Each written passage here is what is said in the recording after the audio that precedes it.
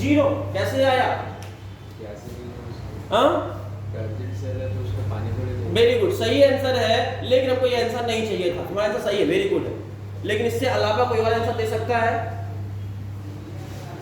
सही आंसर तुम्हारा, गलत नहीं बोला है। फुल्ली टर्जिट है मतलब प्यास नहीं लगी है, इसलिए इसका डीपीडी जीरो होगा। सही आंसर, तुमने गेस किया, कॉन्सेप्ट थ्योरेटिकल आंसर दिया, हमको न्यूमेरिकल आंसर चाहिए।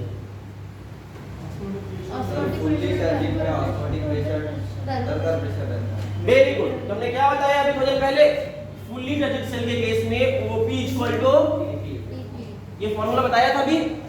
तो मतलब OP जो है TP है, TP या OP लिख सकते हैं क्या? तो हम लिख देते हैं OP माइनस TP में क्या लिख दिए हम? OP में OP मिला दो, कितना आएगा? जीरो ही आएगा ना। तो for fully turgid cell DPD equal to, दोनों आंसर सही थे। आपने थ्योरेटिकल आंसर दिया था और उसने न्यूमेरिकल दिया, दोनों आंसर सही है। फुल्ली टर्जिट सेल के लिए डीपीडी का वैल्यू जीरो होता है, याद रहेगा। अब दूसरा क्वेश्चन है, for plasmolysed cell, plasmolysed cell है, वहां पर डीपीडी का वैल्यू कितना होगा? प्लाज्मोलाइज्ड सेल में डीपीडी का वैल्यू,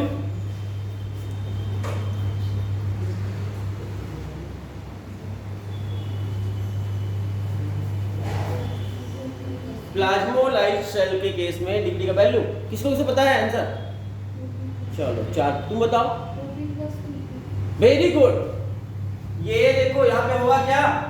प्लाज्मोलाइज्ड सेल के केस में टीपी का वैल्यू कैसा आता था? रहते निगेटिव होता था। टीपी निगेटिव में होगा, निगेटिव और निगेटिव, दो निगेटिव मिल जाएंगे तो क्या हो जाएगा? माइनस माइनस, तो क्या हो जाएगा? ओपी प्लस, ये आ गया answer.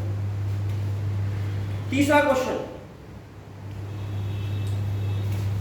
For flaccid cell, flaccid cell DPD equal to, flaccid cell में डीपीडी का वैल्यू कितना होगा? वेरी गुड, कितना होगा? आपको पहले पढ़ा चुके हैं, आप याद करो पुरानी वाली क्लास और थोड़ी पहले वाली क्लास। वहां कहते हैं फ्लैसिड सेल के केस में टर्गर प्रेशर कितना होता है? टर्गर प्रेशर जीरो होता है। टर्गर प्रेशर के जगह पे जीरो आ जाएगा, क्या हो जाएगा? सिर्फ बचा क्या? डीपीडी इक्वल टू, देखो डीपीडी इक्वल टू क्या था? OP minus TP. टीपी जब क्या लिखेंगे? जीरो, या जीरो आ जाएगा तो ओपी में क्या घटाएंगे? जीरो घटाएंगे, मतलब कुछ नहीं घटाएंगे, मतलब ऑस्मोटिक प्रेशर के बराबर हो। तो फ्लैसिड सेल में डीपीडी का वैल्यू ओपी के बराबर होता है। प्लाज्मोलाइज्ड में ओपी प्लस टीपी जोड़ दो, और टर्जिड सेल में जीरो होता है, और नॉर्मल केस में, नॉर्मल सेल में ये होता है। नॉर्मल सेल में क्या होता है? फॉर नॉर्मल सेल, कुछ भी नहीं लिखा, नॉर्मल कंडीशन है, कुछ भी नहीं कंडीशन लिखा है, नॉर्मल सेल है। नॉर्मल सेल के केस में ओपी माइनस टीपी होता है। अलग अलग कंडीशन में अलग अलग आंसर होंगे, कोई दिक्कत नहीं है। तो इससे अच्छा कुछ नहीं। सबसे ज्यादा मैक्सिमम कहां पर है? तो आंसर दो फिर। मैक्सिमम कहां है? प्लाज्मोलाइज्ड सेल में मैक्सिमम है डीपीडी का value. Minimum fully turgid cell में मिनिमम। तो मिनिमम वैल्यू कहां होता है, मैक्सिमम वैल्यू कहां होता, देख लिए, समझ गए ये भी बात। एक क्वेश्चन सॉल्व करके देखते हैं। इसका क्वेश्चन सॉल्व कर लिए तो अच्छी बात है, खत्म हो गया। बता दें तो क्वेश्चन पूछते हैं आपसे।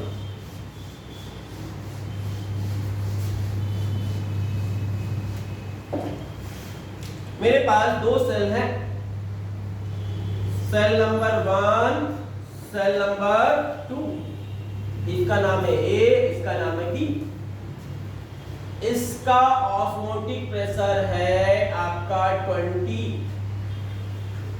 और इसका ऑस्मोटिक प्रेशर है 30। इसका टर्गर प्रेशर है 10 और इसका टर्गर प्रेशर है 10। इसका भी टर्गर प्रेशर है 10। बताइए water will move from the A to B और बी टू ए। पानी कहां से कहां जाएगा? कैसे बताइए?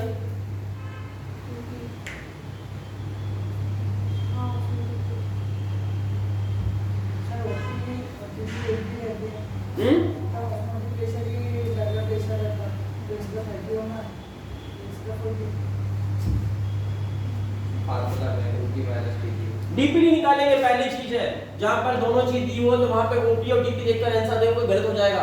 किसी एक वैल्यू को देखकर आंसर नहीं दिया जाता, दो वैल्यू दिया हो तो वहां पहला काम है आपका डीपीडी कैलकुलेट करना। इसका डीपीडी कैलकुलेट करो, OP minus 20 minus equal to DPD आया यहां पर 10। यहां पर आंसर डीपीडी कैलकुलेट करो, यहां पर डीपीडी कितना होगा 30 माइनस 20। किसको ज्यादा प्यास लगी है, इसलिए पानी कहां जाएगा, A to B। Osmotic pressure देखकर लगा प्रेशर देखकर आंसर दोगे तो गलत हो जाएगा। अगर ऑस्मोटिक प्रेशर देखकर ले रहे हो तो लो, यहां हम ज्यादा करते हैं 40 कर देते हैं। ऑस्मोटिक प्रेशर यहां का 40 है और टर्गर प्रेशर यहां का 30 है। अब बताओ पानी कहां से कहां जाएगा,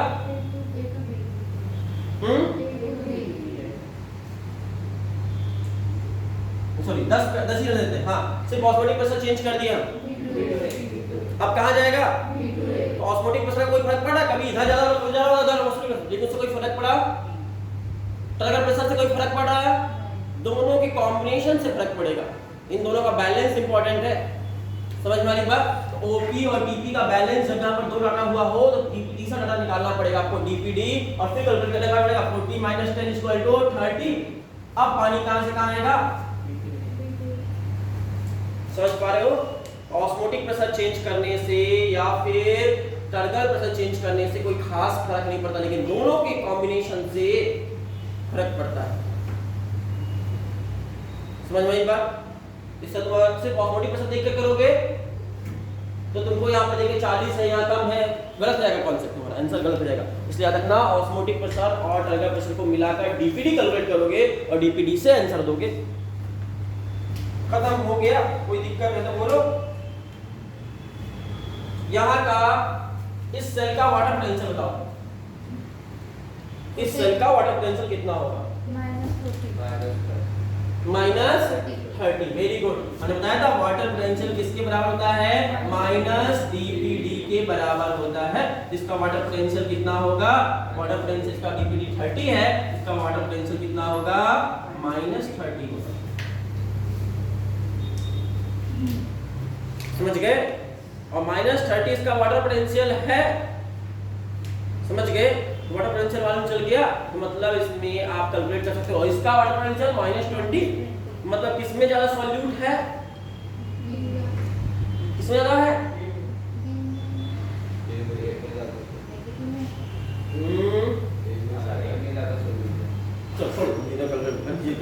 चलो ठीक है, समझ गए इतना बात, बहुत। हमारा डीपीडी वाला भी सॉल्व हो गया क्वेश्चन, समझ गए हैं। डीपीडी से क्वेश्चन कभी कभी आते हैं, आपके एनसीईआरटी में ना होते हुए भी ये डीपीडी पार्ट है इसका, कहीं ना कहीं ये इंटरकनेक्टेड है। ओपी तो आपके सिलेबस में है ना, टीपी है ना, तो ओपी और टीपी माइनस कर तो डीपीडी आ जाता है। तो आपसे क्वेश्चन आपसे सिंपल सा पूछेगा, डीपीडी का नाम भी नहीं लिखेगा, पूछेगा इस सेल में से और इस सेल में ऑस्मोटिक प्रेशर इतना है, टर्गर प्रेशर इतना है, इसका इतना है, पानी कहां से कहां मूव करेगा, कैलकुलेट करते रहना। अगर डीपीडी कॉन्सेप्ट क्लियर नहीं है तो नहीं कर पाओगे, उसने डीपीडी पूछा भी नहीं आपसे, पूछा कहां डीपीडी, तो ऑस्मोटिक प्रेशर टर्गर प्रेशर दिखाकर आपसे मूवमेंट नंबर पूछ रहा है। डीपीडी पूछा क्या, नहीं पूछा। ऑस्मोटिक प्रेशर सिलेबस में है, टर्गर प्रेशर सिलेबस में है, बट यही है कि सॉल्व करने के लिए आपको डीपीडी जानना जरूरी है। आज की क्लास के लिए इतना सफिशिएंट था, थैंक यू। कल हम लोग क्या डिस्कस कर लेंगे, प्लाज्मोलाइसिस पढ़ लेंगे कल की क्लास में, और इम्बाइबेशन पढ़ लेंगे। दो चीज पढ़ लेंगे, प्लाज्मोलाइसिस, इम्बाइबेशन। उसके बाद सिर्फ आपका एक पार्ट बचेगा, long distance transport, short distance transport और आपका एक्टिव पैसिव प्रेसिपिटेशन सब खत्म हो चुका। Thank you.